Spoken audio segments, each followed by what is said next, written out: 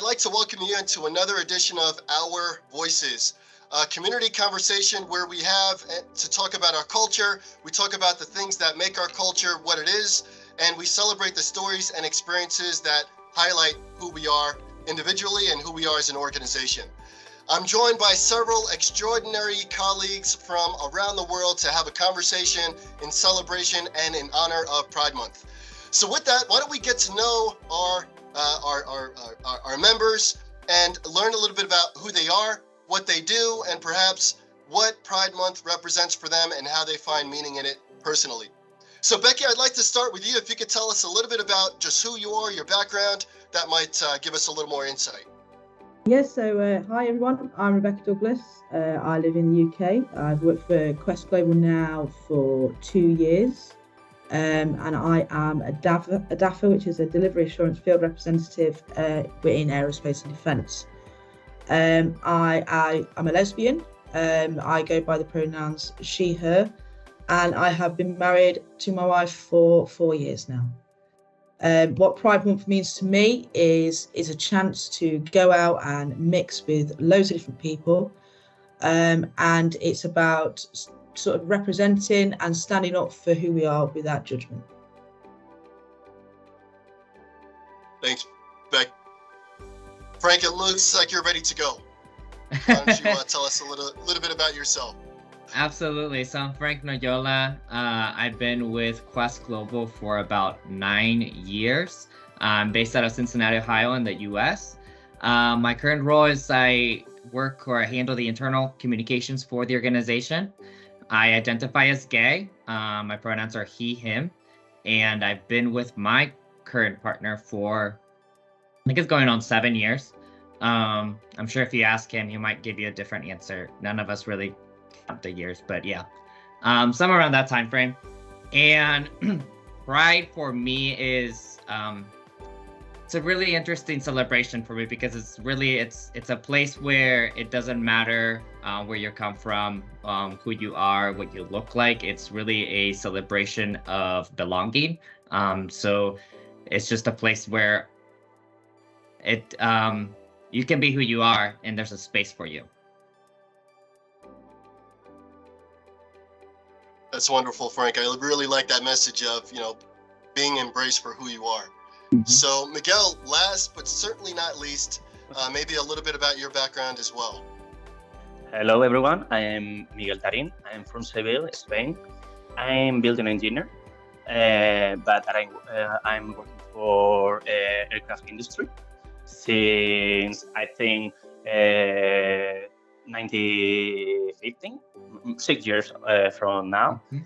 And I feel myself, I am gay. I feel like a man, so my pronouns are he, him. And what is pride for me? That's a really good question, because pride for me is to trust in yourself, to feel comfortable with yourself, even when people can say something bad to you, when you are in the street, in the work. So I think that this conversation is really important for us. Awesome. Thanks, Miguel. And I love the fact that we're just getting to know each other as people. And so my pronouns are he, him. I've been with my partner for 15 years. My wife will tell you it may be a little longer than that because we knew each other in high school. That's a totally different story, though. But that's a little bit about me personally as well. So, Becky, I'd like to start with you. Just building on, what Pride Month means and how it's, how it resonates for you.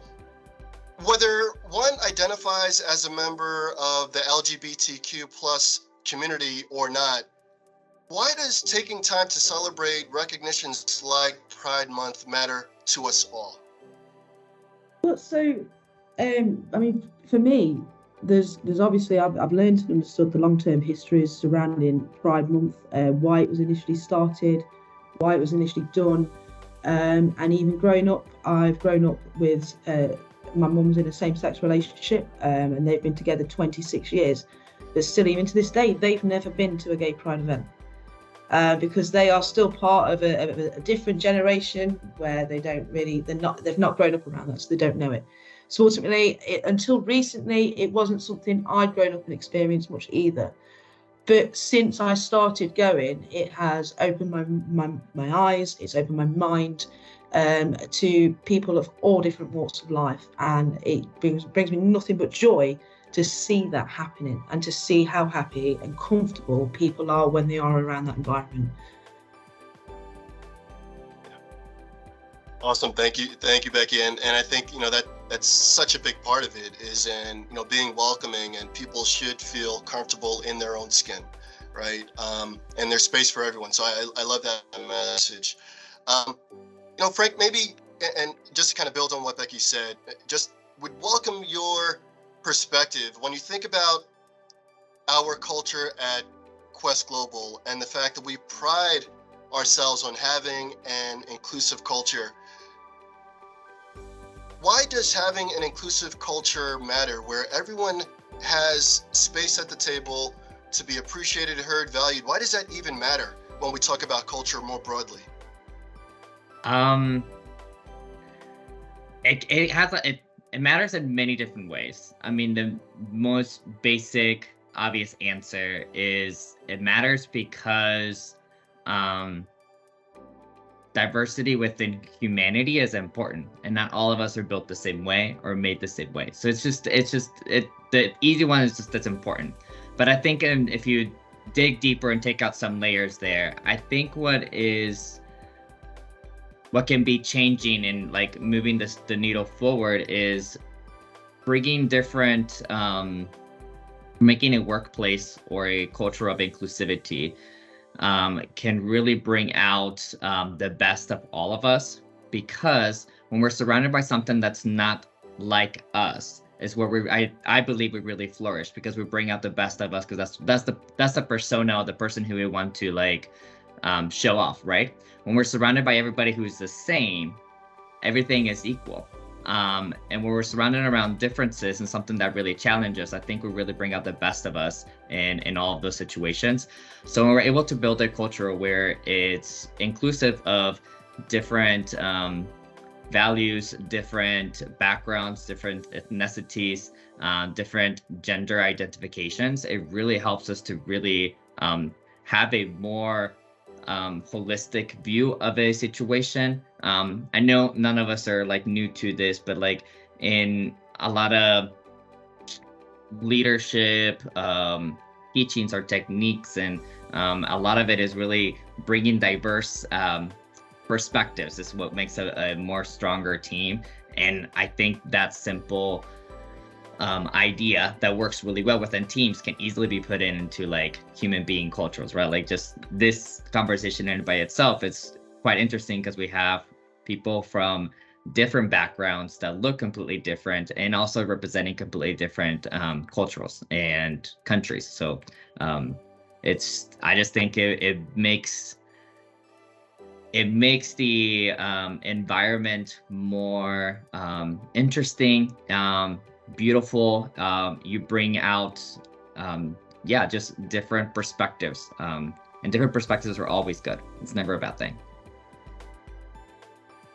Yeah, and I really appreciate how you put that you know, all of these things are enhanced when you have different perspectives, different backgrounds, you know, different, you know, fill in the blank represented. Mm-hmm. Miguel, would you like to add to what Frank said on why you think in celebrating recognitions like Pride and others, you know, why it matters and how that builds a more inclusive culture?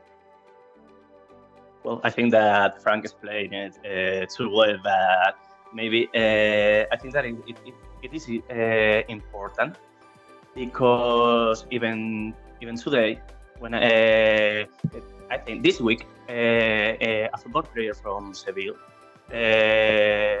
received aggressive an aggression and insults because he was wearing a bag, a woman bag, and that's something that I really think that it doesn't matter, and why people have to talk about that.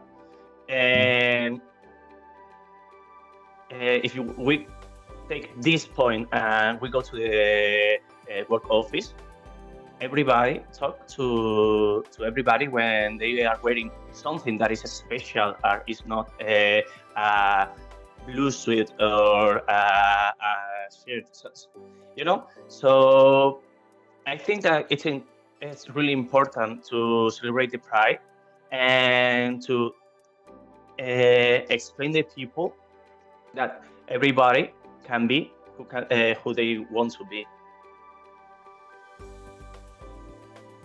Yeah, I think that's such a great point, Miguel. And just to kind of summarize what you said, it's all about, it's the content of the character and the person that matter. It's not, how they dress or how they identify, any of those things. It's who are they as a person, tying back to Frank's earlier point. I really like that. Frank, I'd like to come back to you just for a moment here and just like pull that thread a little bit when we think about the culture at Quest Global, and we even tie it back to our House of Quest Global, which is really the guiding and the north light of our culture and what we aspire to be as an organization every day. One of our core values centers on collaboration. And I'm wondering if you could just talk a little bit about how is our ability to collaborate and tap into the best ideas enhanced when you have that diversity seated at the table? Yeah. It kind of, I think, goes back to what I was saying earlier, but like, if we are, when everybody is similar from the same background, let's just say we have a group of people, everybody is from Mexico City, same socioeconomics, same street, and they've all went to the same school. It's all the same type of life, right? We ask them to develop something, or to give us an understanding of their interpretation of the world, and they've never left Mexico City. Now, if the responses that we're going to get between these 5 people is going to be more or less the same, because their view of life and their perspectives is going to be just this much. Now, if we only grab one person from Mexico City, we grab somebody else from Romania, we grab somebody from the US, somebody from Bangalore, India, etc., ask the exact same question, our understanding or the answers are going to be extremely wide and very, very different because of the backgrounds and different perceptions of the world that we bring in. So I say that because as we bring into our House of Quest Global and our collaboration, when we get developing solutions for our customers, solutions just internally to how to enhance our processes and how to make our workflow stronger and better, if it's just the same people, we're only going to get so far. We can only get up to whatever our little mind is going to let us go. And I constantly work with my team to ensure that that we don't just sit in our same bubble, because what we know is what we know. But what hurts us is what we don't know, which is way greater than what we do know. So bringing in different, when we collaborate within our teams, bringing different perspectives of different teams, different backgrounds. Love that we are a global organization because it makes it easier to bring those different perspectives of life. It's easy call for me to just call Becky and ask for her opinion, or call Miguel and ask for his opinion on something, right? And get that different viewpoint of something that I'm trying to work on. And the solution is just, the idea that can come forward is go from this perspective to something much greater, right? Because I'm bringing in someone else's perspective that has completely different viewpoint as mine. And I think that's beautiful. I really do think that's what's one of the beautiful things that we have within our organization being global, but also that we focus so much on collaboration, because with the collaboration that we bring together is one of the things that I think makes us a great organization to work for. Really well said, Frank. And yeah, it really does become this beautiful thing, when you're able to collaborate in that way where, we all feel seen, heard, and valued for the opinions and the ideas that we bring to the table. Frank, I'm going to stay with you just for a moment here, and pull that thread even a little bit more with respect to culture and tie it back to humility, which is one of our founders' principles.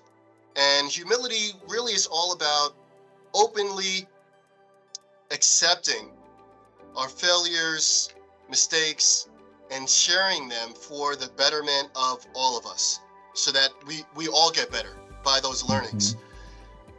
So I'd like to get your thoughts on, when we celebrate recognitions like Pride Month and we signal to the organization that we're all valued, appreciated, all those things that we know are so important, what role does our collective ability to listen to each other with empathy, to be open to perspectives that may be very different from our own, backgrounds very different from our own, how does that strengthen our shared humility as an organization, and as individuals?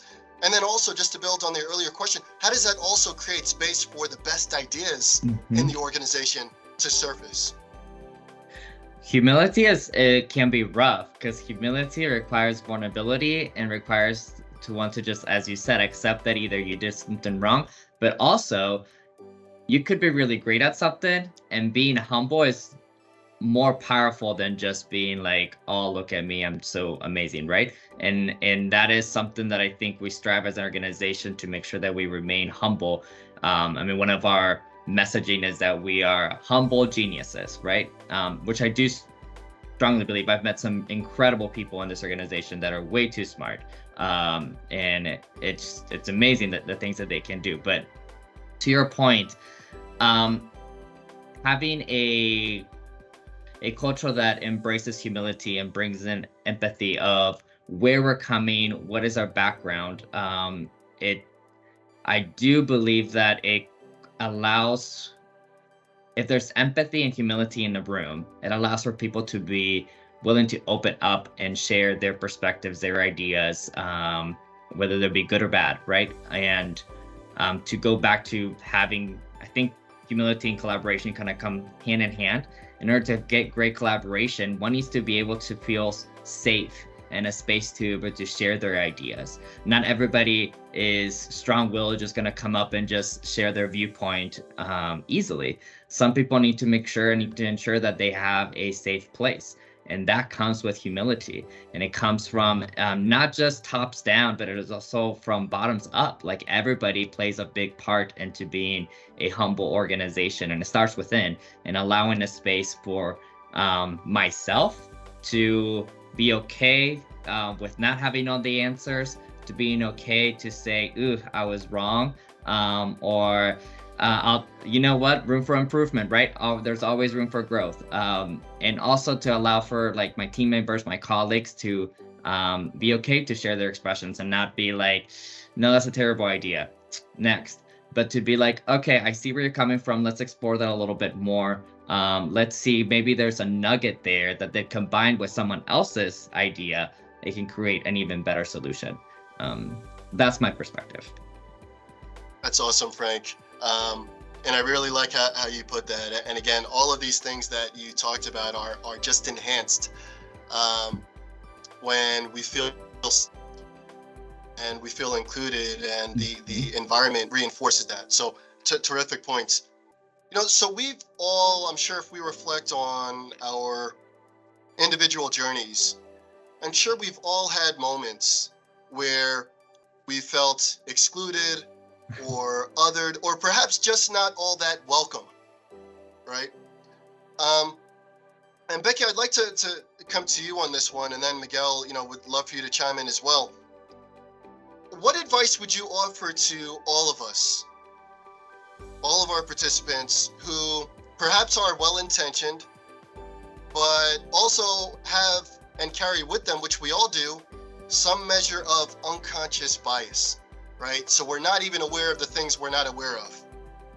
So what advice would you offer to a person to step into and identify and find their own advocacy and think in ways that are more inclusive and more welcoming of all of us? Any advice that you would give or suggestions? Well, yes. So I think that this doesn't even just stretch towards people who are gay or anything. This, I have to experience and go through this as well, because I've been in environments and in workplaces where there might be someone of a different religion, where something like this they do or do not agree with. So in me at the time, I wasn't aware of it. I didn't know. So again, I've had to go into that situation, and how I approach it, the questions that I ask is not through me being ignorant or not knowing. It's me generally wanting to know and understand. So going forward, how is the best way that I can approach it? I'm not saying I'm going to change or hide who I am, but I can be more tactful in how I am around that person, because I don't want to feel uncomfortable, but I also don't want them to feel uncomfortable at the same time. And we've still got to either work together, get on together, and go forward using that. So I think that if you go into any sort of situation without making automatic assumptions, without judging people, keeping an open, clear mind, and if there is something that you don't know or understand, just asking in a polite, full way. Like a lot of people have come to me and they've asked me questions about people who have different genders, who are transgender, and they automatically assume that because I'm part of that community that I also have all the answers. And it's not that they're asking because they want to, degrade or ask horrible questions. It's because they generally want to know so that how they can better in the future go about it and ask the right questions and be respectful. So it's all about that. If we all work together and find a way that works for each other and go with an open mind, then I think that everything can go a lot easier. That's terrific, Becky. And a couple of things that I picked up on what you said is one is, there should be a measure of grace that we extend to each other to, allow them to ask the question, even if they fumble their way through the question. If we recognize that well-intentioned, question, we should allow for that grace. And I think in large part, that's how we all step into the power that we all have as allies. And one big part of that is being curious and asking questions for understanding. So really appreciate what you said. Miguel, any advice that you would offer to individuals really trying to find and step into their own advocacy, how they might go about doing it? Well, maybe you can put yourself in the other view and ask yourself if that question is okay for you. It is not okay. If you don't feel comfortable with that, don't do that. Mm-hmm. It's easy. Mm-hmm. I think that's my mantra all the days. Don't ask yourself something, and then if it is okay, go ahead and ask to the other part. Mm-hmm. So in other words, empathy plays a big role in all of this. And if you are open to learn, you have to be open, but not with your finger pointing you. Ooh, that's good. Mm-hmm. Yeah, that's really good stuff, Miguel. Really resonated with me. So that's a really good segue into something that we've actually started to talk about, and that's allyship. Mm-hmm. I'm going to ask this a little differently. I'd actually would ask each of you maybe to complete the sentence with a few words to kind of complete this thought. So an ally is someone who, Frank, maybe starting with you, how would you describe an ally? Ally is someone who sees me as human. Someone who just sees people as human, doesn't see them for their color, their skin, what they're wearing, they have a tattoo or not, piercings, whatever it may be. They just see me as human. That's an ally, in essence. Mm-hmm. Awesome. Becky, how about you? An ally is someone who... I agree. Respects me and treats me the same as everybody else. Just because of how I identify or how I look like, it doesn't make me any different. Awesome. And Miguel, anything that you would add to that? Well, in the same line that I said before, an ally is someone who is open to learn about what is right, who tends her hand to you. Mm-hmm. Yeah, awesome. Yeah, I think those are all, just perfectly describe, who an ally is, what are some of the behaviors, and I'm sure we could all think about who are those individuals for us, that have role modeled a lot of these things. So, as we round out the conversation, I'd like to ask each of you, just kind of building on what we've talked about, how everything that we've referenced on today's call ties back to a more inclusive culture, the role that allyship plays, and how we all have that ability and opportunity to step into that power as allies. What's one thought or one idea, just any nugget that you would like to leave us all with as we start to close out the conversation? Frank, maybe starting with you. Anything top of mind? Sure.